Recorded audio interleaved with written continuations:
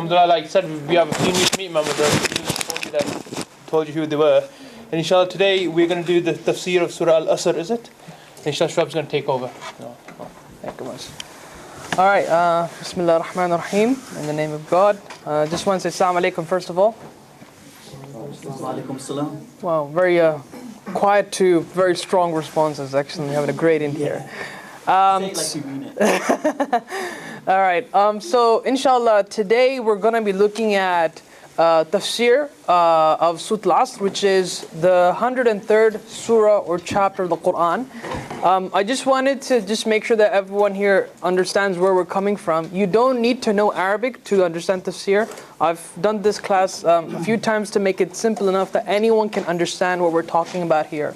So inshallah, it'll be very straightforward. We're going to have a lot of fun. We've got a few exercises for you guys to do. Last week, unfortunately, the sisters lost. So it's an opportunity for you guys to redeem yourselves with the competition which we have tonight. I just want to also mention, before we get into the tafsir of this, does anybody actually know what tafsir means? Explanation. Yeah, it means explanation, exactly. All right, well done. Okay, for those who are new faces, you get a candy if you get a question right? So just try and keep on answering questions, okay? Right, so tafsir, exactly, it means explanation, right? We have to understand that, to be able to understand the Quran on a much deeper level requires a lot of extensive knowledge. So the scholars, they have to go through like a lot to be able to be commentators of the Quran. They have to be able to be masters of Arabic, classical Arabic, not the Arabic which is spoken today. They have to be masters of Hadith, which is the sayings, the actions, and the classifications of our beloved Prophet Muhammad, peace be upon him. And there's also fiqh. Fiqh is essentially the legislation, how legislation is derived from the Quran, and a couple of other sciences that take into account. So it's a good 7-year or 10-year long process before you can actually be full-time, commentator of the Quran. The attempt here today is, I've personally studied this through several different books of tafsir. I've asked variations of scholars what their opinions are, etc. And through all that, I've just one second. Through all that, I've condensed it down to something that is most relative, most practical for the layman person. And that's hopefully what we're going to take out today. What's your question, Jamil? You said it's about 7 to 10 years of study. Yeah. Is it at particular places? Okay, so that gives you the authority. Yeah, so essentially the way Islamic scholars work is that you have to get like an ijazah. An ijazah is essentially like the authority to go ahead and now you're a fully qualified scholar. And you get ijazahs in loads of different things. So you know how you have a bachelor's degree out in engineering and architecture and business management, and within that degree you have multiple modules, right? And each module you have to, I think, maintain 70% to get like a distinction. You have a minimum passing grade, right? Once you achieve a certain passing grade in all the sub-units within Islam, you get like a degree. And then you go further into specialization. Where those centers are, they distribute across the whole world. We're now finally witnessing very beautifully that we have a lot of Islamic institutions within the West. America, we've got some now in UK, yeah, which is very good. SOAS is one of them. You've got one, I think, in Middlesex University. They're offering online master's program in Islamic sciences. You've also got, I think, one in Cambridge by Sheikh Abdul Hakim Murad. He's also doing one. And there are various other institutions that you have in Syria, Egypt, and Saudi Arabia. Does that answer your question? Yeah.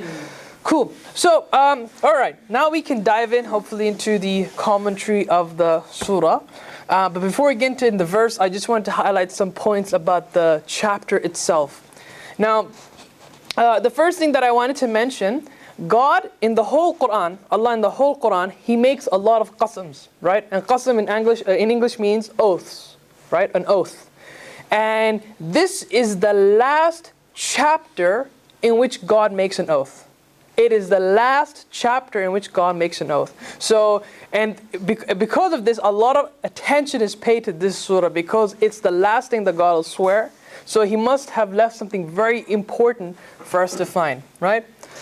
Secondly, that I wanted to mention is that this surah, this chapter, will tell you the minimum conditions you need to be a successful person in this life and the next life. I repeat, the minimum conditions you need to be successful. Finally, number 3, They are narrations of the companions, okay? So, you know, you have like this, you know, have you seen these teenagers today? They have like their own high five, yo, what's up, and all this sort of stuff, right? This was like their version back in those days. So before any companion would depart, they would recite this to one another, you know? And it'd be like, because it's such an encompassing surah, it's got so much embodied in it, that it's like the ultimate reminder before you depart off. So I can imagine, you know, one sahabi is like, wal asr, the other ones go, innal insana lafi khusr, and then like they shake hands or something, you know? That's what I have in my mind. Allahu alam, I don't know.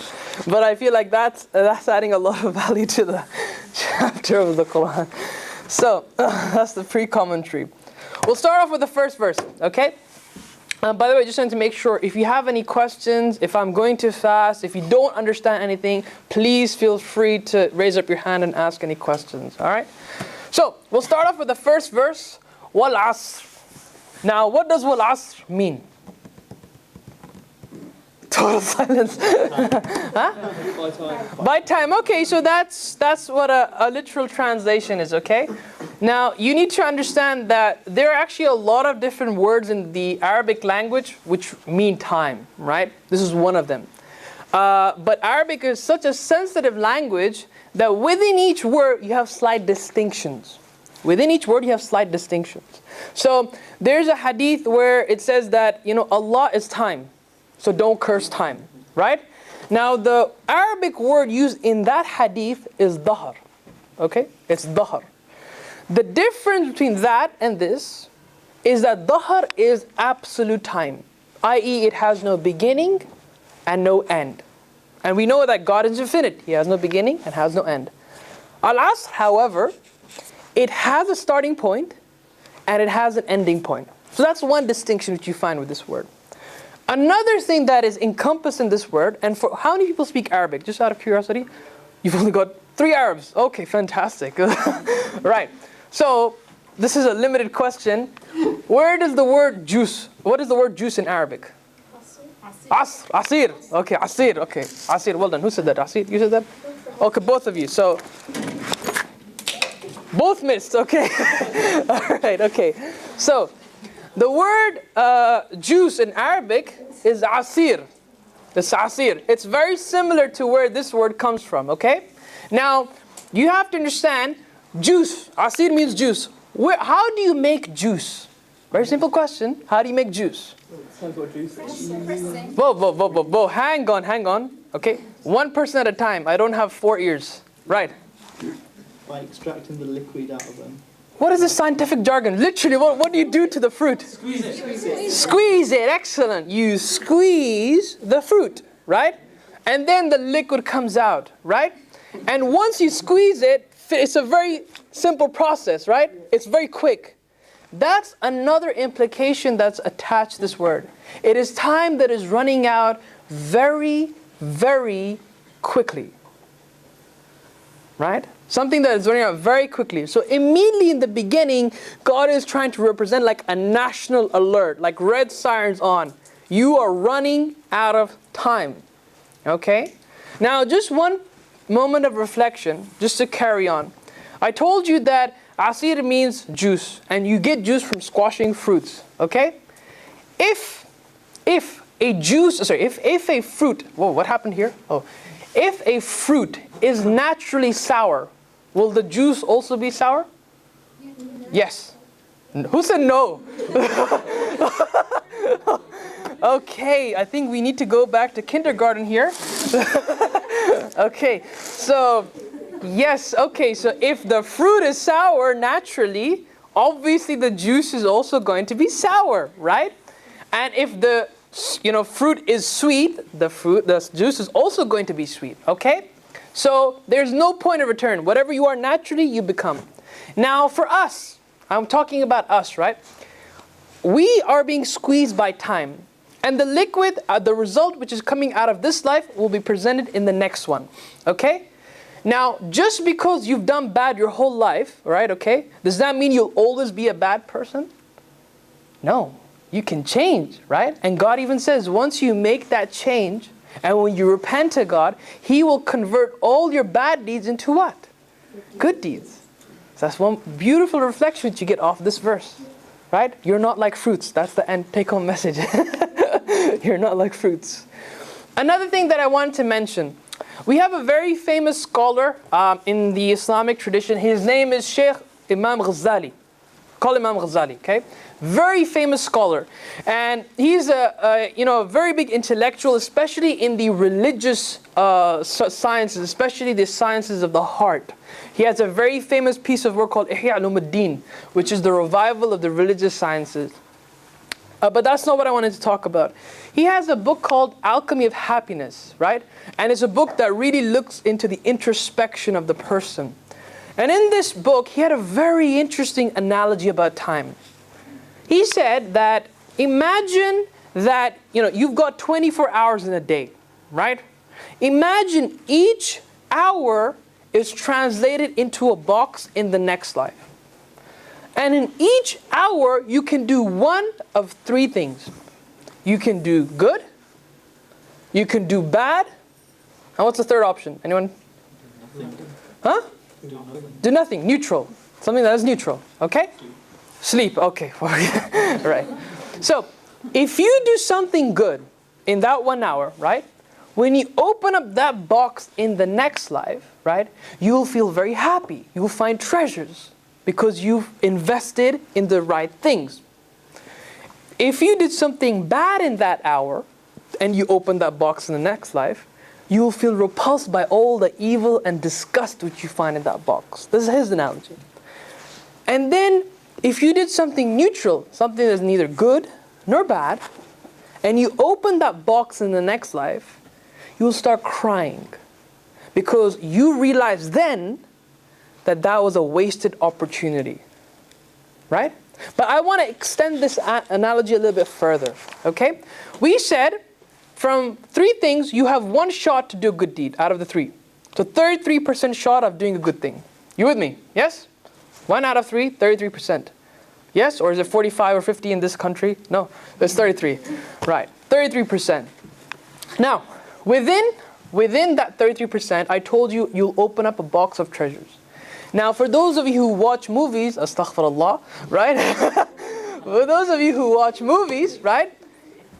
What's the highest valued currency you find in the treasure chest? Gold. Gold. But do you find gold absolutely every time? Or are there other things involved in that treasure chest? Jewels. There are jewels, there's diamonds, right? There's bronze, there's silver, right? But the highest is gold. The highest is gold. And just because you did a good deed doesn't mean it's the purest of good deeds, right?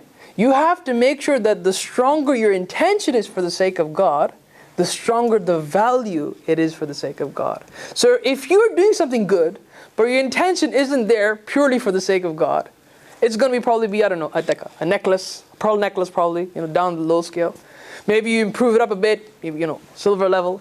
But if it's totally for God, then it becomes like the God level. Sorry, it's the gold level, not the God level, gold level, right? And so within that 33% chance, you've got maybe even a lesser chance of having a really good, pure deed, right? The purity of action is much, much more important than the number of actions. And that is why, on the Day of Judgment, it's not the number of deeds that's going to matter. It's the value of those deeds that's going to matter. And that's why your deeds are weighed. They're not counted, they're weighed on the Day of Judgment. Yeah? So that's what you get from Al Asr, right? The idea of time management. Now we move on to the next verse, okay? Inna al-insana lafi khusr. Now there are many grammatical things that we can go into this to try and analyze. I just want to simplify it down for you guys. Now, you know the word mankind? This is mankind, right? That word is a translation of this right here, al-insan, okay?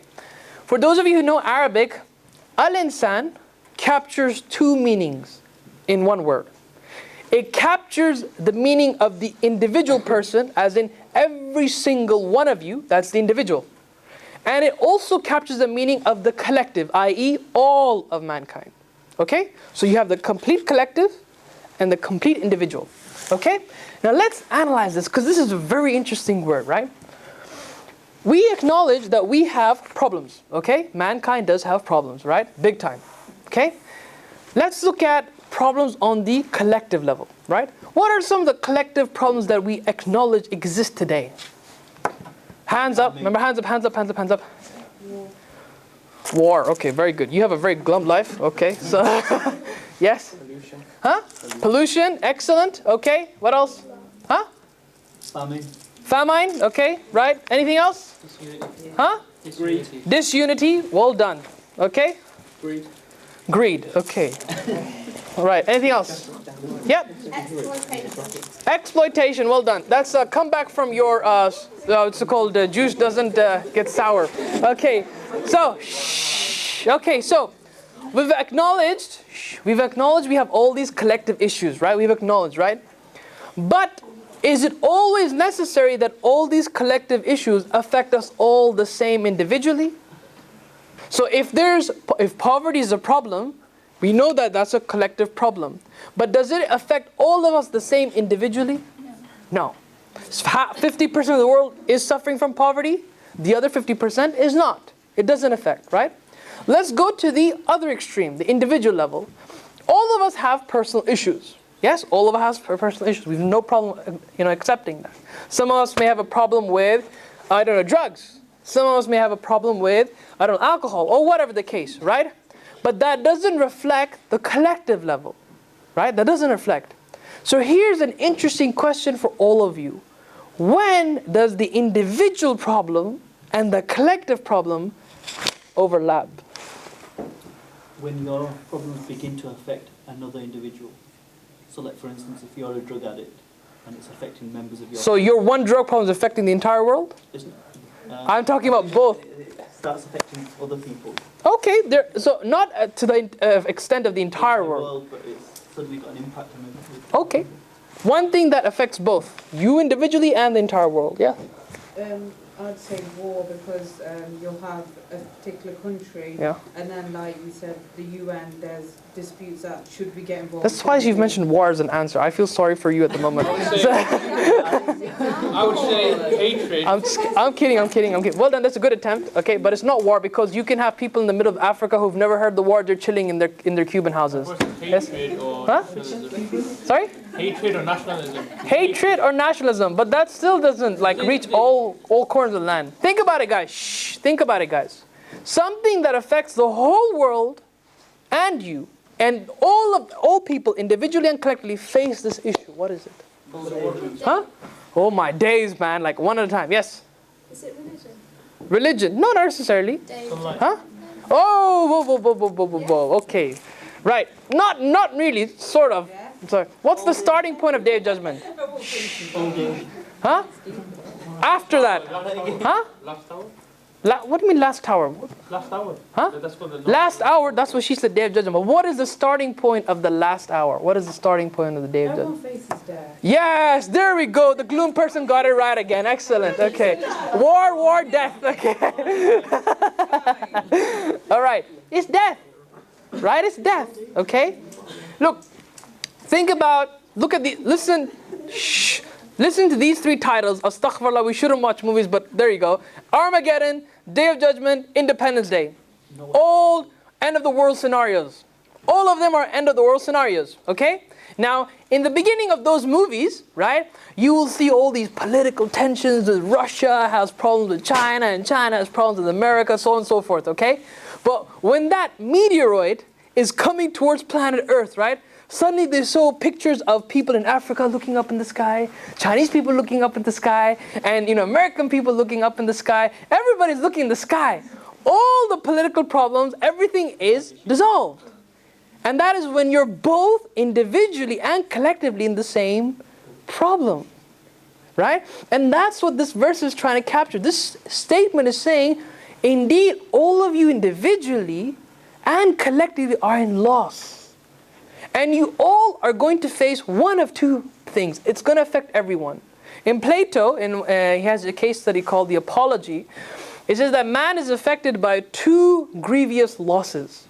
One is death, and one is wickedness. Man can never escape from either of those two. One is death, and one is wickedness. Okay? So it's like a shocking alert to everyone. Wake up. You're in a sinking ship. Right? Then we move on to the second point of this verse. Khusr. Indeed, man is in loss. Now, let me open the platform to you guys. We know that we have problems which we're in loss in this world. What are some of the things that distract us from our original purpose of life? Okay, so we're all very on the Emotions and desires. Okay, emotions, desires, explicitly what? But jobs. Huh? Bills gotta be. Jobs, bills. Money. Seriously, like, see a therapist. I'm joking. What else? Seeking prosperity. Huh? Seeking prosperity. Seeking prosperity. That's a loss? Oh no, that's something we. No. Loss. What are you lost in, guys? Money. Huh? Money. Another one. What else? Dunya. Okay, well done. What specifically in dunya? Well, anything. Everything. Like, literally everything is pulling you towards the world. Shh, guys. Shh. Right? Many things. Money, right? Okay? Alcohol, addiction, all sorts of things that just pull you towards the world. All these tenuous problems that you have, right? Now, in the Quran, God actually mentions the desires that are laid out specifically which we face. Okay? And this is in this verse, Surah Al Imran, verse 14. Just read it through with me, okay? Beautified for people is the love of that which they desire. Okay? Of women and sons, heaped up sums of gold and silver, fine branded horses, cattle and tilled land. Okay? Now, what is the first desire mentioned on that list? Women. So who is this referring to? Men. Okay? It's referring to men. Now, in the entire Quran, there's no specific desire of women mentioned. And nor is there specific reward of women mentioned in the Quran. I repeat, there's no specific desire for women mentioned in the Quran, and there's no specific reward mentioned for women in the Quran in the next slide. Why? So there's this, have you heard of Noman Ali Khan? Yeah? Okay, so he's a very famous speaker, a very famous commentator of the Quran, okay? And he did the study. So he had a bunch of sisters and brothers in the class, okay? And he asked them, an open and honest question. Okay, he said, I'm going to ask you a very easy question, okay? Or tough question, depending how you see it. Imagine there were no rules, no consequences. You are free to do whatever you want, okay? I want you to write down your top 5 desires, okay? So the brothers, obviously they were boom, boom, boom, boom. They knew what they wanted, okay? So the first one, what do you think was on that list? Woman. Literally that list just which you come across here. Money, cars, houses. Literally nearly all of them. Okay? Now, the girls on the other hand had a slightly different response. They went something and then they crossed it out. Number 2, they wrote something and then they crossed it out again. Number 3, they wrote something, they crossed it out again. Eventually they said, it depends. It depends. I.e., it's contextual. Right? From that, I got the idea that women don't have any direct desire or need like men do. Everybody knows what men are thinking about, but sometimes that's why we have volumes of books, how to figure out women and all this. Even that you've got all this. I mean, this is just from what I've found. How many sisters agree with that? Put your hands up if you agree with that. Half agree, half disagree. Okay, or half are too shy. Sorry? Would you agree with that it's a contextual thing for sisters, for ladies? Oh, okay, right, okay. Okay, see, even they're unsure, so that works.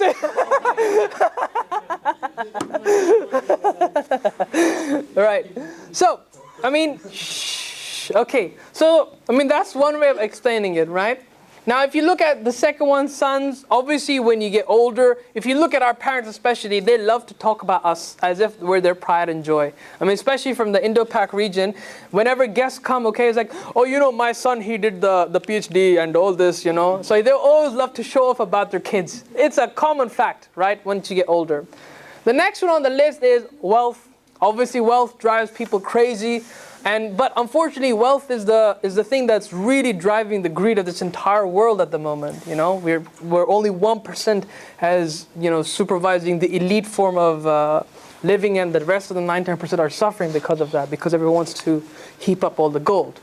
And then this is an interesting one: fine branded horses. What does that mean? Lamborghinis. Transportation. Well done. Well done. So Lamborghinis here is a means of transportation. 1400 years ago, right? Horses were a means of transportation, right? And for me, this is impressive. This is a very interesting trait. Because if you look at men, I mean, I hate cars, but men generally love cars, right? And how do you measure the speed of cars? One of the ways you measure speed of cars. Horsepower. What is the logo of Ferrari? A horse, right? Very interesting. Very interesting. And then cattle and till land is all your investment and property which you have. So you have like a rough outline of the desires which pull men towards all these different directions. Okay? So we know that we're screwed unless we control ourselves. We need to try and make sure our emotions don't hijack over us. One of the reasons why, what is the Arabic word for intellect? We covered this last time.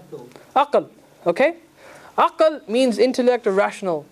Aql comes from the word iqal, which are the reins which you have on a horse. You know, have you ever been on horse riding? You have these reins which you use to control and monitor the horse. Right? If it's going too fast, you pull back. If it's going too slow, you whip it lash. Right? The reason why it's an analogy of that, it's because your aql is supposed to control your desires. Your intellect is supposed to control your passion. You're supposed to moderate yourself. Right? Now, here's a question I wanted to ask all of you. Have any of you read the book 7 Habits of Highly Effective People? Stephen R. Covey. We don't have many bookworms here except for 1 or 2, right? Okay, no problem. So 7 Habits of Highly Effective People. It's by a very famous psychologist who passed away a couple of years ago, Stephen R. Covey. And in that book, he has a very interesting argument. He says that people are always looking for a stable center. And different people find it in different things. So some people find their center in money. Yeah? Some people find their center in their family. Yeah? Some people in their job. Some people in their, what's it called? Responsibilities of whatever organization they're working in.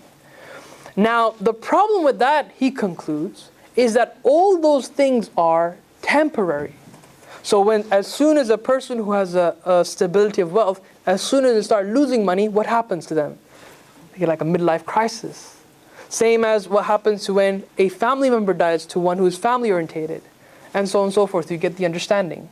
So the question that he asks is, what is a stable form of center?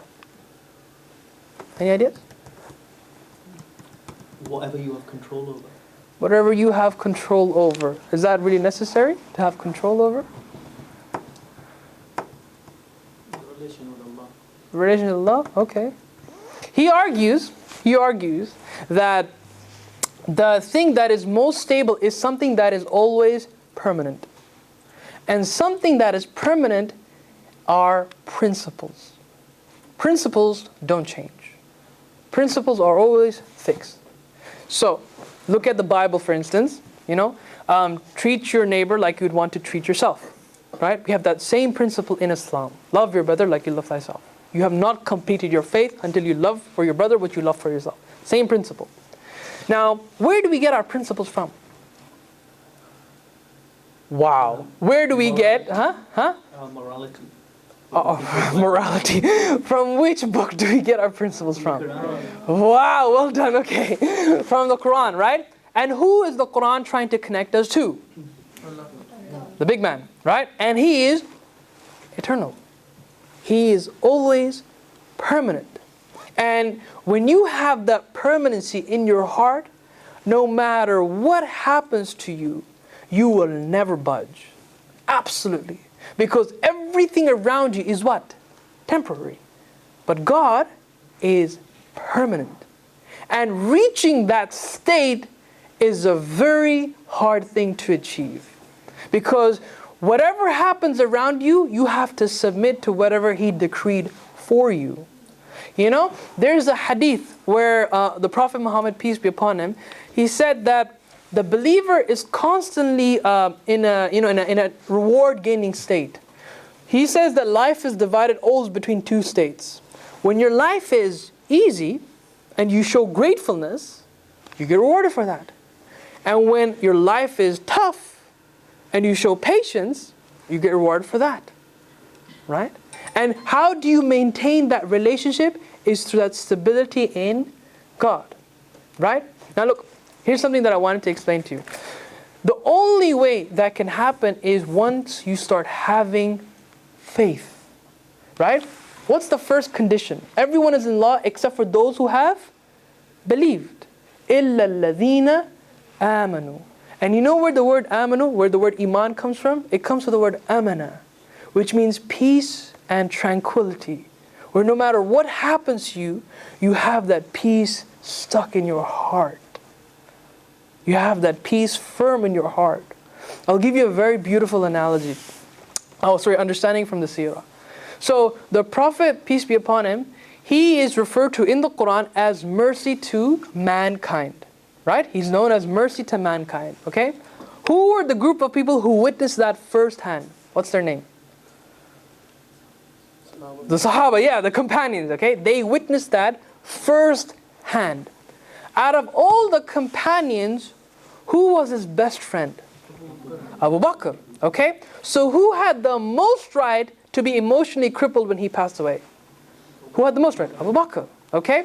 And who was known as the tough guy, the one who can never be budged down? Umar Khattab. Okay? Now let's go back to history to see what happened.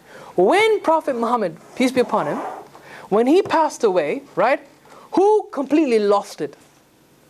Umar Khattab. The one who was supposed to be the tough guy, he couldn't control himself. He didn't know what just happened. He could not believe that the Prophet just passed away. We have narrations saying he was just so out of tune with himself that he said, the narrations would say that whenever he heard people saying that the Prophet passed away, he said, I'm going to kill you if you say that again. Like he was just so disturbed. He couldn't believe it. Right? But look at the reaction of Abu Bakr. The man who had the most right to be emotionally crippled, he kept his cool. Right? And he went in front of the people. And that's when he became the successor after the Prophet Muhammad, peace be upon him. He went in front of the people, and I'm paraphrasing, he said, know that your Prophet is mortal, and he has passed away. But know that your God is immortal, and he is always here to stay. Now, even though Abu Bakr knew that this is the final prophet, this is a mercy to mankind, he never put his trust on, the ultimate trust on the Prophet. Who did he put it on? In God. In God. And there's another beautiful narration. You know Ibn Abbas, he's known as the first commentator of the Quran. There's a narration which says that he was going from place A to place B. And somebody informed him that his brother passed away. Now for us, like I have a younger brother, and the thought of him dying really like haunts me. It really haunts me because we have a very lovey-dovey relationship. He's 2 years younger than me, but we play PlayStation, Xbox, all that stuff, you know. And you know that thought I just put myself in his position. What happened if my brother died? I mean, I wouldn't know what I would do. I wouldn't know what I would do. But Ibn Abbas, you know, he had so much trust in God. All he said was, "Inna lillahi wa inna ilayhi rajiun." We are Allah's, and to Him we will return. He then prayed 2 rak'ah, just a normal salah, and then he continued his journey. That's all he did. That's all he did. And how did he do that? He put his trust in whom? In God. And that's why there's that very beautiful verse in the Quran. Indeed, in the remembrance of Allah, do hearts find rest. And that's how you achieve that, you know? I mean, like, I'll tell you one thing, and we'll then have a break for an activity which I have planned for you guys. Imagine, this is how I understand the relationship of patience and gratitude. If you think about this, imagine this is you. Imagine that's you. And these are your circumstances, right? When your circumstances are quite relaxed, you're very mobile, you can chill, do whatever, okay? And when your circumstances are contracted, i.e. you lose a family member, you lose wealth, or whatever that haunts you, then you're less mobile, right? You're always swinging between ease and hardship, ease and hardship. And which body part does this remind you of? expansion, contraction. A heart. And that is how the soul beats. If you show the correct response in the correct situation, your soul will get purified in that process. And that is the ultimate quest of looking inside. Right? So we'll end off there for the first half, okay? Then we'll look at what the other three conditions are. We're gonna have a small exercise for you guys. So you should have, I think, 3-4 card boxes in front of you, okay? And you have some tape. Yeah, you all have some tape. Now, the objective of this exercise is for you to develop a sense of teamwork, unity, brotherhood, and sisterhood, okay? So no cat fights, right? The objective is to create a bridge that can support the most weight, okay? I.e. books. And go.